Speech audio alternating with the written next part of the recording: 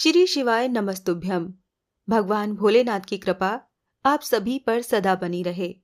अब सुनिए शिव पुराण में आगे की कथा। ऋषियों ने कहा, सूत जी, पुण्य क्षेत्र कौन कौन से हैं जिनका आश्रय लेकर सभी स्त्री पुरुष शिव पद प्राप्त कर लें, ये हमें संक्षेप में बताइए। सूत जी बोले, विद्वान एवं बुद्धिमान महर्षियों, मोक्षदायक शिव क्षेत्रों का वर्णन सुनो। तब मैं लोक रक्षा के लिए शिव संबंधी आगमों का वर्णन करूंगा। पर्वत, वन और काननों सहित इस पृथ्वी का विस्तार 50 करोड़ योजन है। भगवान शिव की आज्ञा से पृथ्वी संपूर्ण जगत को धारण करके स्थित है। भगवान शिव ने भूतल पर विभिन्न स्थानों में वहां के निवासियों को कृपा पूर्वक मोक्ष देने के लिए शिव क्षेत्र का निर्माण किया है। कुछ क्षेत्र ऐसे हैं जिन्हें देवताओं तथा ऋषियों ने अपना वास स्थान बनाकर अनुग्रहित किया है, इसीलिए उनमें तीर्थत्व प्रकट हो गया है। तथा अन्य बहुत से तीर्थ क्षेत्र ऐसे हैं जो लोगों की रक्षा के लिए स्वयं प्रादुर्भूत हुए हैं। तीर्थ और क्षेत्र में जाने पर मनुष्य को सदा स्नान, दान और जप आदि करना चाहिए, अन्यथा वो रोग, दरिद्रता तथा मूकता आदि दोषों का भागी होता है।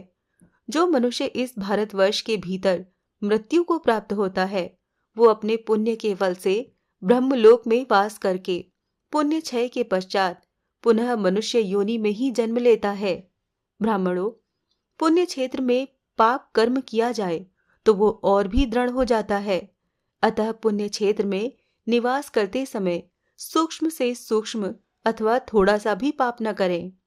सिंधु और सतलज नदी के तट पर बहुत से पुण्य क्षेत्र हैं।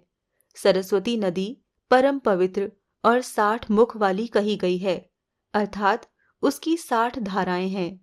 विद्वान पुरुष सरस्वती के उन धाराओं के तट पर निवास करें तो वो क्रमशः ब्रह्म पद को पा लेता है। हिमालय पर्वत से निकली हुई पुण्य सलिला गंगा 100 मुख वाली नदी है।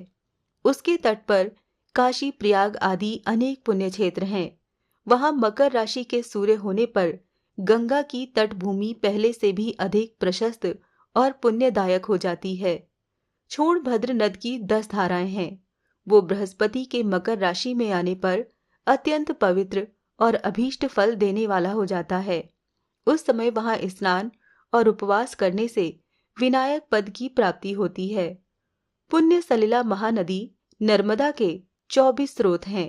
उसमें स्नान और उसके तट पर निवास करने से मनुष्य को वैष्णव पद की प्राप्ति होती है। तमसा के 12 और रेवा के 10 मुख हैं। परम पुण्यमयी गोदावरी के 21 मुख बताए गए हैं। वो ब्रह्म हत्या तथा गौवध के पाप का भी नाश करने वाली एवं रुद्रलोक को देने वाली है। कृष्णवेणी नदी का जल बड़ा पवित्र है। वो नदी समस्त पापों का नाश करने वाली है। उसके 18 मुख बताए गए हैं तथा वो विष्णु लोक प्रदान करने वाली है। तुंगभद्रा के 10 मुख हैं। वो ब्रह्मलोक देने वाली है। पुण्य सलिला स्वर्ण मुखरी के 9 मुख कहे गए हैं। ब्रह्मलोक से लौटे हुए जीव उसी के तट पर जन्म लेते हैं। सरस्वती नदी, पंपा सरोवर, कन्याकुमारी, अंतरीप तथा शुंभकारक श्वेत नदी, ये सभी पुण्य क्षेत्र हैं। इनके तट पर निवास करने से इंद्रलोक की प्राप्ति होती है। पर्वत से निकली हुई महानदी कावेरी परम पुण्यमयी है।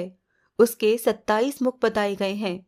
वो संपूर्ण अभीष्ट वस्तुओं को देने वाली है।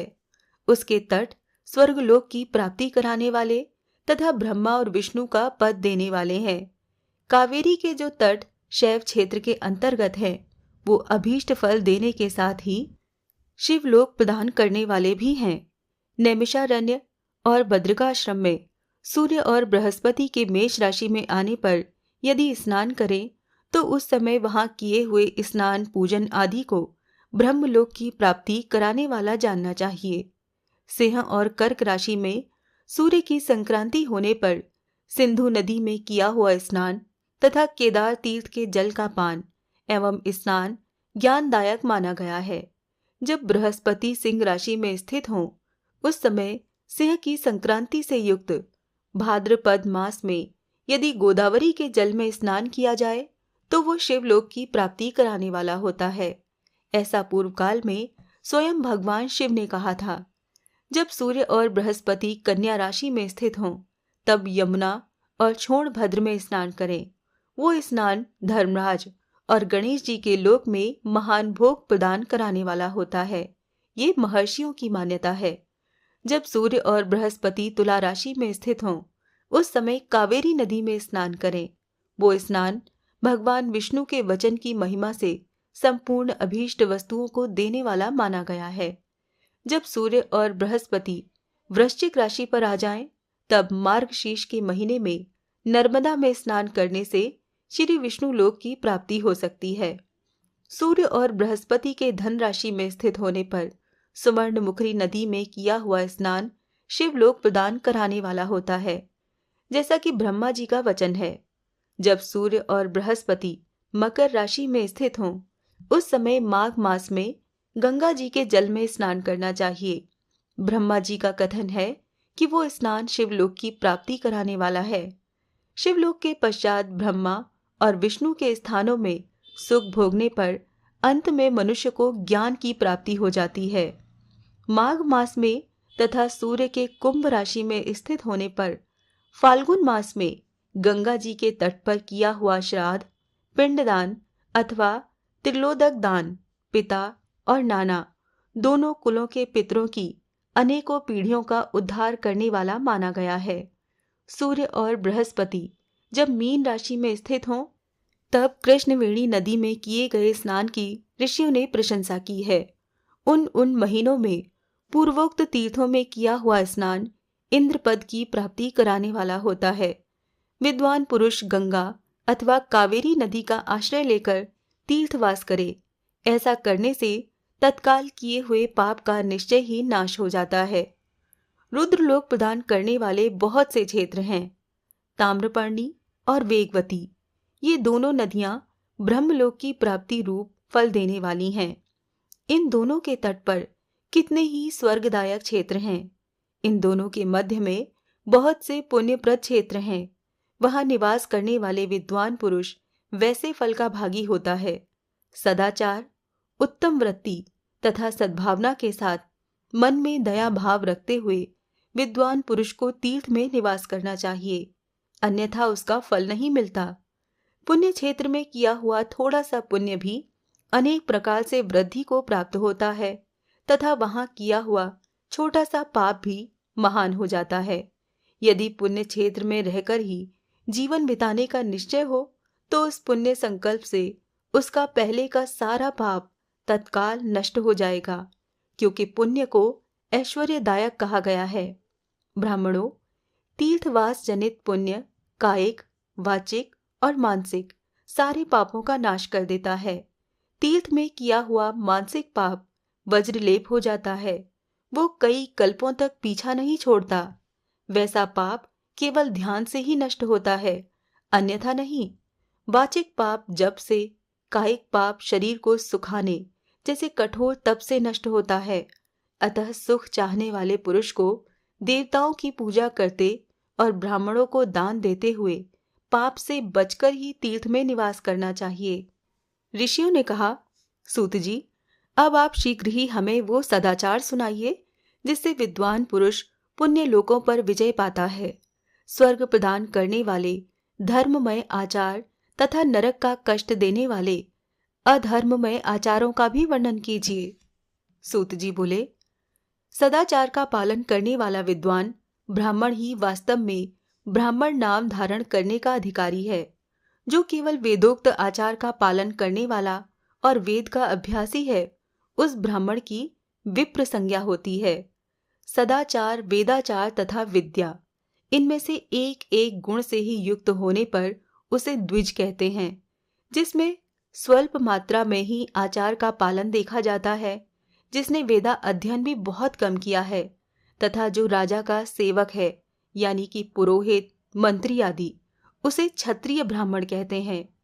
जो ब्राह्मण कृषि तथा वाणिज्य कर्म करने वाला है और कुछ कुछ ब्राह्मणोचित आचार का भी पालन करता है, वो वैश्य ब्राह्मण है। तथा जो स्वयं ही हल चलाता है, उसे शूद्र ब्राह्मण कहा गया है। जो दूसरों के दोष देखने वाला और परद्रोही है उसे चांडाल द्विज कहते हैं। इसी तरह क्षत्रियों में भी जो पृथ्वी का पालन करता है वो राजा है। दूसरे लोग राजत्वहीन क्षत्रिय माने गए हैं। वैश्यों में भी जो धान्य आदि वस्तुओं का क्रय विक्रय करता है वो वैश्य कहलाता है। दूसरों को वणिक कहते हैं। जो ब्राह्मणों, क्षत्रियों तथा वैश्यों की सेवा में लगा रहता है वही वास्तव में शूद्र कहलाता है। जो शूद्र हल जोतने का काम करता है उसे वृषल समझना चाहिए। सेवा, शिल्प और कर्षण से भिन्न वृत्ति का आश्रय लेने वाले शूद्र दस्यु कहलाते हैं।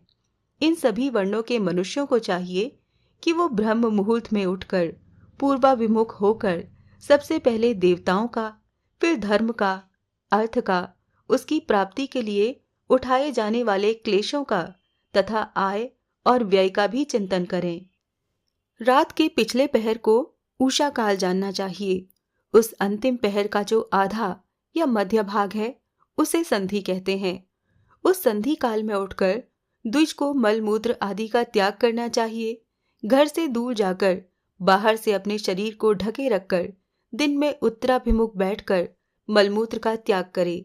यदि उत्तराभिमुख बैठने में कोई रुकावट हो तो दूसरी दिशा की ओर मुख करके बैठे। जल, अग्नि, ब्राह्मण आदि तथा देवताओं का सामना बचा कर बैठे। मल त्याग करके उठने पर फिर उस मल को न देखे। तब जलाशय से बाहर निकाले हुए जल से ही गुदा की शुद्धि करे अथवा देवताओं, पितरों और ऋषियों के तीर्थों में उतरे बिना ही प्राप्त हुए जल से शुद्धि करनी चाहिए। गुदा में 7, 5 या 3 बार मिट्टी लगाकर उसे धोकर शुद्ध करें। लिंग में ककोड़े के फल के बराबर मिट्टी लेकर लगाएं और उसे धो दें, परंतु गुदा में लगाने के लिए 1 पसर मिट्टी की आवश्यकता होती है। लिंग और गुदा की शुद्धि के पश्चात उठकर अन्यंत्र जाएं और हाथ पैरों की शुद्धि करके 8 बार कुल्ला करें। जिस किसी वृक्ष के पत्ते से अथवा उसके पतले काष्ठ से जल के बाहर दातुन करना चाहिए, उस समय तर्जनी उंगली का उपयोग न करें। ये दंत शुद्धि का विधान बताया गया है। तब जल संबंधी देवताओं को नमस्कार करके मंत्र पाठ करते हुए जलाशय में स्नान करें। यदि कंठ तक या कमर तक पानी में खड़े होने की शक्ति न हो तो घुटने तक जल में खड़ा होकर अपने ऊपर जल छिड़क कर मंत्र के उच्चारण पूर्वक स्नान कार्य संपन्न करें। विद्वान पुरुष को चाहिए कि वहां तीर्थ जल से देवता आदि का स्नानांग तर्पण भी करें। इसके बाद वस्त्र लेकर 5 कच्छ करके उसे धारण करें। साथ ही कोई उत्तरीय भी धारण कर लें, क्योंकि संध्या वंदन आदि सभी कर्मों में उसकी आवश्यकता होती है। नदी आदि तीर्थों में स्नान करने पर स्नान संबंधी उतारे हुए वस्त्र को वहां न धोएं। स्नान के पश्चात विद्वान पुरुष भीगे हुए उस वस्त्र को बावड़ी में, कुएं के पास अथवा घर आदि में ले जाकर वहां पत्थर पर, जल में या स्थल में अच्छी तरह धोकर उस वस्त्र को निचोड़ें। द्विजो, वस्त्र को निचोड़ने से जो जल गिरता है वो एक श्रेणी के पितरों की तृप्ति के लिए होता है। इसके बाद जाबाली उपनिषद में बताए गए अग्निरित मंत्र से भस्म लेकर उसके द्वारा त्रिपुंड लगाएं। इस विधि का पालन न किया जाए और इसके पहले ही यदि जल में भस्म गिर जाए तो गिराने वाला नरक में जाता है। आपो हिष्टा मंत्र से पाप शांति के लिए सिर पर जल छिड़कें तथा यस्य छयाय इस मंत्र को पढ़कर पैर पर जल छिड़कें। इसे संधि प्रोक्षण कहते हैं। आपोहिष्टा मंत्र में 3 ऋचाएं हैं और प्रत्येक ऋचा में गायत्री छंद के 3-3 चरण हैं। इनमें से प्रथम ऋचा के 3 चरणों का पाठ करते हुए पैर, मस्तक और हृदय में जल छिड़कें। दूसरी ऋचा के 3 चरणों को पढ़कर मस्तक, हृदय और पैर में जल छिड़कें तथा तीसरी ऋचा के 3 चरणों का पाठ करते हुए हृदय, पैर और मस्तक का जल से प्रोक्षण करें। इसे विद्वान पुरुष मंत्र स्नान मानते हैं। किसी अपवित्र वस्तु से किंचित स्पर्श हो जाने पर, अपना स्वास्थ्य ठीक न रहने पर, राजा और राष्ट्र पर भय उपस्थित होने पर तथा यात्रा काल में जल की उपलब्धि न होने की विवशता आ जाने पर मंत्र स्नान करना चाहिए। प्रातःकाल सूर्यश्च मा मनुष्य इत्यादि सूर्यानुवाक से और सायंकाल अग्निश्च मा मनुष्य इत्यादि अग्नि संबंधी अनुवाक से जल का आचमन करके पुनः जल से अपने अंगों का प्रोक्षण करें। मध्याह्न काल में भी आप पुनंतु इस मंत्र से आचमन करके पूर्ववत प्रोक्षण या मार्जन करना चाहिए। प्रातः काल की संध्योपासना में गायत्री मंत्र का जप करके 3 बार ऊपर की ओर सूर्य देव को अर्घ देना चाहिए। ब्राह्मणों, मध्याह्न काल में गायत्री मंत्र के उच्चारण पूर्वक सूर्य को एक ही अर्घ देना चाहिए। फिर सायंकाल आने पर पश्चिम की ओर मुख करके बैठ जाएं और पृथ्वी पर ही सूर्य के लिए अर्घ दें, ऊपर की ओर नहीं। प्रातःकाल और मध्याह्न के समय अंजलि में अर्घ जल लेकर उंगलियों की ओर से सूर्यदेव के लिए अर्घ दें। फिर उंगलियों के छिद्र से ढलते हुए सूर्य को देखें तथा उनके लिए प्रदक्षिणा करके शुद्ध आचमन करें। सायंकाल में सूर्यास्त से 2 घड़ी पहले की हुई संध्या निष्फल होती है, क्योंकि वो साय संध्या का समय नहीं है। ठीक समय पर संध्या करनी चाहिए, ऐसी शास्त्र की आज्ञा है। यदि संध्योपासना किए बिना दिन बीत जाए तो प्रत्येक समय के लिए प्रायश्चित करना चाहिए। यदि एक दिन बीते तो प्रत्येक बीते हुए संध्या काल के लिए नित्य नियम के अतिरिक्त 100 गायत्री मंत्र का अधिक जप करें। यदि नित्य कर्म के लुप्त हुए 10 दिन से अधिक बीत जाएं, तो उसके प्रायश्चित रूप में 1 लाख गायत्री का जप करना चाहिए। यदि 1 मास तक नित्य कर्म छूट जाए तो पुनः अपना उपनयन संस्कार कराएं। अर्थ सिद्धि के लिए ईश, गौरी, कार्तिकेय, विष्णु, ब्रह्मा, चंद्रमा और यम का तथा ऐसे ही अन्य देवताओं का भी शुद्ध जल से तर्पण करें। फिर तर्पण कर्म को ब्रह्मा अर्पण करके शुद्ध आचमन करें। तीर्थ के दक्षिण प्रशस्त मठ में, मंत्रालय में, देवालय में, घर में अथवा अन्य किसी नियत स्थान में आसन पर स्थिरता पूर्वक बैठकर विद्वान पुरुष अपनी बुद्धि को स्थिर करे और संपूर्ण देवताओं को नमस्कार करके पहले प्रणव का जप करने के पश्चात गायत्री मंत्र की आवृत्ति करे। प्रणव के अ, उ और म इन तीनों अक्षरों से जीव और ब्रह्म की एकता का प्रतिपादन होता है। इस बात को जानकर प्रणव यानी कि ओम का जप करना चाहिए। जप काल में ये भावना करनी चाहिए कि हम तीनों लोकों की सृष्टि करने वाले ब्रह्मा, पालन करने वाले विष्णु तथा संहार करने वाले रुद्र की, जो स्वयं प्रकाश चिन्मय है, उपासना करते हैं। ये ब्रह्म स्वरूप ओंकार हमारी कर्मेंद्रियों, ज्ञानेंद्रियों, वृत्तियों को, मन की वृत्तियों को तथा बुद्धि वृत्तियों को सदा भोग और मोक्ष प्रदान करने वाले धर्म एवं ज्ञान की ओर प्रेरित करें। प्रणव के इस अर्थ का बुद्धि के द्वारा चिंतन करता हुआ जो इसका जप करता है, वो निश्चय ही ब्रह्म को प्राप्त कर लेता है।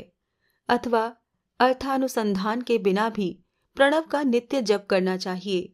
इससे ब्राह्मणत्व की पूर्ति होती है। ब्राह्मणत्व की पूर्ति के लिए श्रेष्ठ ब्राह्मण को प्रतिदिन प्रातःकाल 1 सहस्र गायत्री मंत्र का जप करना चाहिए। मध्याह्न काल में 100 बार और सायंकाल में 28 बार जप की विधि है। अन्य वर्ण के लोगों को अर्थात क्षत्रिय और वैश्य को तीनों संध्याओं के समय यथासाध्य गायत्री जप करना चाहिए।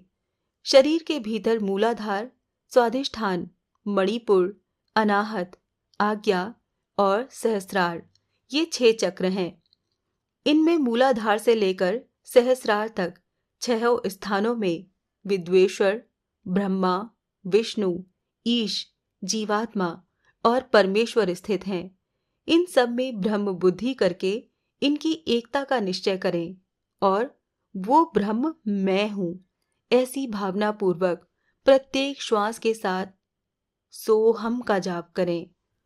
उन्हीं विद्वेश्वर आदि की ब्रह्मरंध्र आदि में तथा इस शरीर से बाहर भी भावना करें। प्रकृति के विकारभूत महतत्व से लेकर पंचभूत पर्यंत तत्वों से बना हुआ जो शरीर है, ऐसे सहस्रों शरीरों का एक एक अजपा गायत्री के जप से एक एक के क्रम से अतिक्रमण करके जीव को धीरे धीरे परमात्मा से संयुक्त करें। ये जप का तत्व बताया गया है। 100 अथवा 28 मंत्रों के जप से उतने ही शरीरों का अतिक्रमण होता है। इस प्रकार जो मंत्रों का जप है, इसी को आदि क्रम से वास्तविक जप जानना चाहिए। सहस्र बार किया हुआ जप ब्रह्मलोक प्रदान करने वाला होता है। 100 बार किया हुआ जप इंद्र पद की प्राप्ति कराने वाला माना गया है। ब्राह्मणेतर पुरुष आत्मरक्षा के लिए जो स्वल्प मात्रा में जप करता है, वो ब्राह्मण के कुल में जन्म लेता है। प्रतिदिन सूर्योपस्थान करके उपयुक्त रूप से जप का अनुष्ठान करना चाहिए। 12 लाख गायत्री का जप करने वाला पुरुष पूर्ण रूप से ब्राह्मण कहा गया है। जिस ब्राह्मण ने 1 लाख गायत्री का भी जप न किया हो, उसे वैदिक कार्य में न लगाएं। 70 वर्ष की अवस्था तक नियम पालन पूर्वक कार्य करें। इसके बाद गृह त्याग कर संन्यास ले लें। परिव्राजिक या सन्यासी पुरुष नित्य प्रातः काल 12,000 प्रणव का जप करे। यदि एक दिन इस नियम का उल्लंघन हो जाए, तो दूसरे दिन उसके बदले में उतना मंत्र और अधिक जपना चाहिए और सदा इस प्रकार जप को चलाने का प्रयत्न करना चाहिए। यदि 1 मास आदि का उल्लंघन हो गया, तो 1.5 लाख जप करके उसका प्रायश्चित करना चाहिए। इससे अधिक समय तक नियम का उल्लंघन हो जाए, तो पुनः नए सिरे से गुरु से नियम ग्रहण करें। ऐसा करने से दोषों की शांति होती है, अन्यथा वो रौरव नरक में जाता है। जो सकाम भावना से युक्त गृहस्थ ब्राह्मण है, उसी को धर्म तथा अर्थ के लिए यत्न करना चाहिए। मुमुक्षु ब्राह्मण को तो सदा ज्ञान का ही अभ्यास करना चाहिए। धर्म से अर्थ की प्राप्ति होती है, अर्थ से भोग सुलभ होता है, फिर उस भोग से वैराग्य की संभावना होती है। धर्म पूर्वक उपार्जित धन से जो भोग प्राप्त होता है, उससे एक दिन अवश्य वैराग्य का उदय होता है। धर्म के विपरीत अधर्म से उपार्जित हुए धन के द्वारा जो भोग प्राप्त होता है, उससे भोगों के प्रति आसक्ति उत्पन्न होती है। मनुष्य धर्म से धन पाता है, तपस्या से उसे दिव्य रूप की प्राप्ति होती है। कामनाओं का त्याग करने वाले पुरुष के अंतःकरण की शुद्धि होती है। उस शुद्धि से ज्ञान का उदय होता है, इसमें संशय नहीं है। सतयुग आदि में तप को ही प्रशस्त कहा गया है, किंतु कलयुग में दान आदि को अच्छा माना गया है। सतयुग में ध्यान से, त्रेता में तपस्या से और द्वापर में यज्ञ करने से ज्ञान की सिद्धि होती है, परंतु कलयुग में प्रतिमा की पूजा से ही ज्ञान लाभ होता है। अधर्म हिंसा रूप है और धर्म सुख रूप है। अधर्म से मनुष्य दुख पाता है और धर्म से वो सुख एवं अभ्युदय का भागी होता है। दुराचार से दुख प्राप्त होता है और सदाचार से सुख। अतः भोग और मोक्ष की सिद्धि के लिए धर्म का उपार्जन करना चाहिए। जिसके घर में कम से कम 4 मनुष्य हैं, ऐसे कुटुंबी ब्राह्मण को जो 100 वर्ष के लिए जीविका देता है, उसके लिए वो दान ब्रह्मलोक की प्राप्ति कराने वाला होता है। 1 सहस्र चांद्रायण व्रत का अनुष्ठान ब्रह्मलोकदायक माना गया है। जो क्षत्रिय 1 सहस्र कुटुंब को जीविका और आवास देता है, उसका वो कर्म इंद्रलोक की प्राप्ति कराने वाला होता है। 10,000 कुटुंबों को दिया हुआ आश्रय दान ब्रह्मलोक प्रदान करता है। दाता पुरुष जिस देवता को सामने रखकर दान देता है, अर्थात वो दान के द्वारा जिस देवता को प्रसन्न करना चाहता है, उसी का लोक उसे प्राप्त होता है। ये बात वेद वेत्ता पुरुष अच्छी तरह जानते हैं। धनहीन पुरुष सदा तपस्या का उपार्जन करे, क्योंकि तपस्या और तीर्थ सेवन से अक्षय सुख पाकर मनुष्य उसका उपभोग करता है। अब मैं न्याय से धन के उपार्जन की विधि बता रहा हूँ। ब्राह्मण को चाहिए कि वो सदा सावधान रहकर विशुद्ध प्रतिग्रह तथा यज्ञ कराने आदि से धन का अर्जन करे। वो इसके लिए कहीं दीनता न दिखाए और न ही अत्यंत क्लेशदायक कर्म ही करे।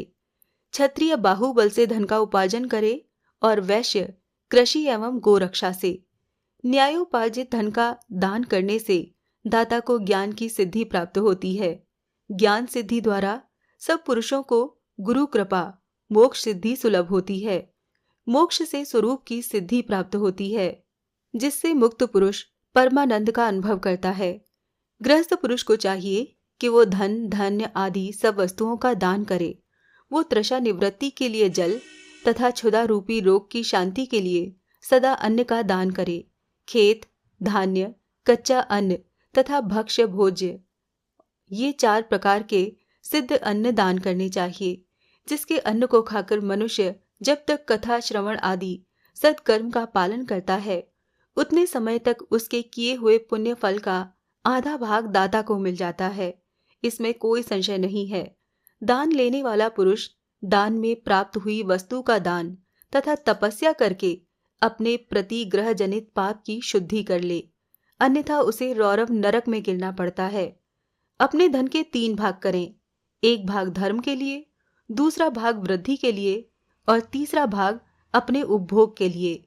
नित्य, नैमित्तिक और काम्य, ये तीनों प्रकार के कर्म धर्मार्थ रखे हुए धन से करें। साधक को चाहिए कि वो वृद्धि के लिए रखे हुए धन से ऐसा व्यापार करे जिससे उस धन की वृद्धि हो तथा उपभोग के लिए रक्षित धन से हितकारक, परिमित एवं पवित्र भोग भोगे। खेती से पैदा हुए धन का 10वां अंश दान कर दे, इससे पाप की शुद्धि होती है। शेष धन से धर्म, वृद्धि एवं उपभोग करे, अन्यथा वो रौरव नरक में पड़ता है, अथवा उसकी बुद्धि पाप पूर्ण हो जाती है या खेती ही चौपट हो जाती है। वृद्धि के लिए किए गए व्यापार में प्राप्त हुए धन का 6वां भाग दान कर देने योग्य है। बुद्धिमान पुरुष अवश्य उसका दान कर दे। विद्वान को चाहिए कि वो दूसरों के दोषों का बखान न करे। ब्राह्मणों, दोषवश दूसरों के सुने या देखे हुए छिद्र को भी प्रकट न करे। विद्वान पुरुष ऐसी बात न कहे जो समस्त प्राणियों के हृदय में रोष पैदा करने वाली हो। ऐश्वर्य की सिद्धि के लिए दोनों संध्याओं के समय अग्निहोत्र कर्म अवश्य करें।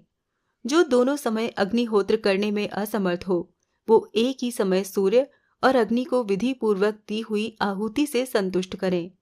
चावल, धान्य, घी, फल, कंद और हविष्य, इनके द्वारा विधि पूर्वक स्थाली पाक बनाए तथा यथोचित रीति से सूर्य और अग्नि को अर्पित करे। यदि हविष्य का अभाव हो तो प्रधान होम मात्र करे। सदा सुरक्षित रहने वाली अग्नि को विद्वान पुरुष अजस्त्र की संज्ञा देते हैं, अथवा संध्या काल में जप मात्र या सूर्य की वंदना मात्र कर लें।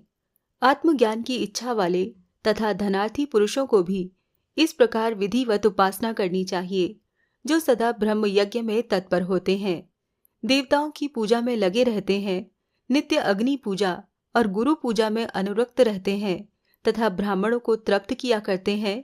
वो सब लोग स्वर्गलोक के भागी होते हैं। आज के अध्याय में बस यहीं तक। इससे आगे की कथा आप सुनेंगे अगले अध्याय में। जय भोलेनाथ।